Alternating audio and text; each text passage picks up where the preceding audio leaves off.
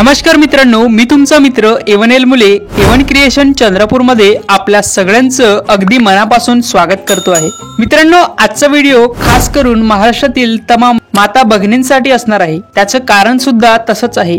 महाराष्ट्राचे सन्माननीय मुख्यमंत्री श्री एकनाथजी शिंदे साहेबांनी महाराष्ट्रातील महिलांना बळकटी देण्यासाठी मुख्यमंत्री माझी लाडकी बहीण ही योजना सुरू केली। योजना सुरू केल्यानंतर योजनेचा लाभ घेण्यासाठी काही अटी व शर्ती लागू केल्या, ज्या की महिलांना पूर्तता करण्यासाठी जड जाऊ लागल्या। ती परिस्थिती पाहता मुख्यमंत्र्यांनी आणि महाराष्ट्र शासनाने त्यामधील काही अटी रद्द करून त्यामध्ये काही बदल केलेला आहे। त्या बदल केलेल्या अटी व शर्ती कोणत्या आहेत, फॉर्म कुठं भरायचा, कसा भरायचा, या योजनेचा लाभ कोणत्या महिला घेऊ शकतात, त्याची वयोमर्यादा किती आणि एका कुटुंबातील किती महिला लाभ घेऊ शकतात, ते लाभ कधीपासून सुरू होणार आहे आणि किती असणार आहे, ते आज आपण या व्हिडिओच्या माध्यमातून सविस्तर पाहणार आहोत। म्हणून मित्रांनो, हा व्हिडिओ शेवटपर्यंत नक्की बघा ही विनंती। सर्वात पहिला मुद्दा असणार आहे की पूर्वी जेव्हा ही योजना सुरू करण्यात आली तेव्हा फॉर्म भरण्याची तारीख होती 1 जुलै पासून तर 15 जुलै पर्यंत, परंतु महिलांची वाढती गर्दी पाहता आणि सेतू सुविधा केंद्रावाल्यांनी महिलांची केलेली अडवणूक पाहता त्यांनी ते 1 जुलै ते 15 जुलैची तारीख रद्द करून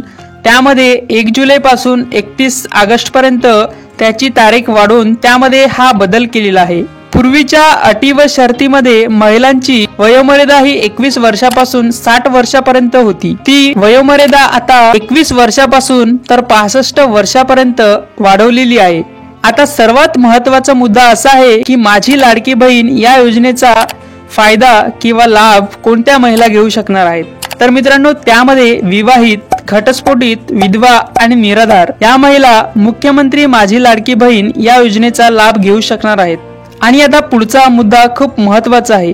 यापूर्वीच्या योजनेमध्ये त्यांनी संबंधित लाभ घेणाऱ्या महिलेचे उत्पन्न वार्षिक 2.5 लाखापेक्षा जर जास्त असेल तर ती महिला लाभ घेऊ शकणार नाही, अशी त्यामध्ये एक अट टाकली होती। ती अट आता शिथिल करून त्यामध्ये आजच्या नवीन शर्तीमध्ये संबंधित महिलेकडे 15 वर्षापूर्वीचं पिवळं किंवा केशरी रेशन कार्ड असेल तर ती महिला या योजनेचा लाभ घेऊ शकणार आहे। त्यामध्ये दुसरा मुद्दा खूप महत्त्वाचा आहे की या संबंधित कुटुंबामध्ये कोणी जर इन्कम टॅक्स भरत असेल, कोणी सरकारी नोकरीला असेल किंवा कोणी सेवानिवृत्त वेतन घेत असेल, अशा कुटुंबातील महिला याचा लाभ घेऊ शकणार नाही, याची आपल्याला नोंद घ्यायची आहे। त्यामुळे कोणी आपल्या घरात नोकरदार नसला पाहिजे, कोणी इन्कम टॅक्स भरणारा नसला पाहिजे आणि सेवानिवृत्त झालेला कोणी व्यक्ती जर सेवानिवृत्तीचं वेतन घेत असेल तर त्या कुटुंबातील महिला याचा लाभ घेऊ शकणार नाही, याची आपल्याला नोंद घ्यायची आहे। मित्रांनो, माझी लाडकी बहीण हा फॉर्म भरण्यासाठी कागदपत्रे कोणकोणती लागतात हे आपण बघूया। मित्रांनो, अतिशय कमी कागदपत्र लागतात, जेणेकरून महिलांना याचा लाभ घेण्यासाठी हा फॉर्म भरण्यासाठी अडचण येऊ नये म्हणून यामध्ये कमालीची शिथिलता दिलेली आहे। यामध्ये आधार कार्ड आहे, रेशन कार्ड आहे, बँक पासबुक आहे आणि पासपोर्ट साईज फोटो आहे। फक्त एवढे 4-5 डॉक्युमेंट्स तुम्हाला न्यायचे आहेत। जर तुमचं पूर्वीचं बँक खातं असेल तर ते सुद्धा चालणार आहे, नवीन खातं काढण्याची गरज नाही। आणि जर तुमचं पूर्वीचं बँक खातं नसेल तर तुम्हाला नवीन बँक खातं काढायचं आहे। मित्रांनो, आता आपण बघूया हा फॉर्म कुठं व कसा भरायचा। तर मित्रांनो, यामध्ये पोर्टल असेल, मोबाईल ॲप असेल किंवा सेतू सुविधा केंद्र असेल, या तिन्ही जागेवर ऑनलाईन पद्धतीने तुम्ही अर्ज भरू शकणार आहात। आणि सर्वात महत्त्वाचं, जर तुम्हाला अर्ज भरता येत नसेल तर तुम्ही तुमच्या गावामधील अंगणवाडीमध्ये जाऊन हा फॉर्म भरू शकता।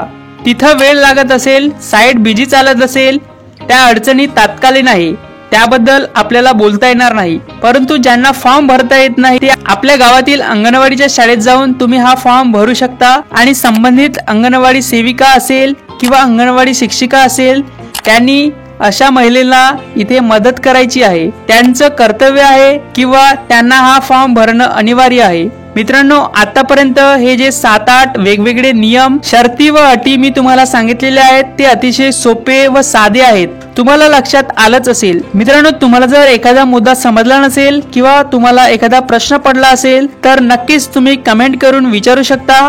आम्ही तुम्हाला उत्तर देण्याचा पुरेपूर प्रयत्न करू, कारण मुख्यमंत्री माझी लाडकी बहीण या योजनेचा प्रत्येक महिलेनं लाभ घेतला पाहिजे, आपली आर्थिक बळकटी साधली पाहिजे।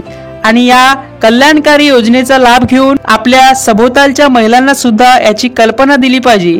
कारण शहरामध्ये याची कल्पना महिलांना लवकरात लवकर मिळते, परंतु खेड्यापाड्यात याची लवकर कल्पना मिळत नाही। मग ती तारीख निघून जाते आणि मग अडचणी वाढतात। त्यामुळे मी मुद्दामहून आज हा व्हिडिओ बनवत आहो, जेणेकरून सगळ्यांना फायदा झाला पाहिजे। मित्रांनो, आज मी 10 ते 15 व्यक्तींना याची माहिती दिली आणि त्या व्यक्तींना, महिलांना सांगितलं की ही माहिती तुम्ही प्रत्येक पुढच्या महिलेला सांगत चला। कारण आपल्याकडे जर 31 ऑगस्ट पर्यंतचा टाइम असला, वेळ असला, पण हे दिवस भरभर निघून जातात आणि तारीख निघून गेल्यानंतर मग महिला अडचणीत येतात। त्यामुळे तुमचं काय मत आहे हे कमेंट करून आम्हाला नक्की कळवा। मित्रांनो, लाईक करायला विसरू नका आणि चॅनलवर जर नवीन असाल तर आमच्या एवन क्रिएशन चंद्रपूर या चॅनलला नक्की सबस्क्राईब करा। मित्रांनो, ही जर माहिती आवडली असेल तर आपल्या मित्रमैत्रिणींना, नातेवाईकांना हा व्हिडिओ नक्की शेअर करा।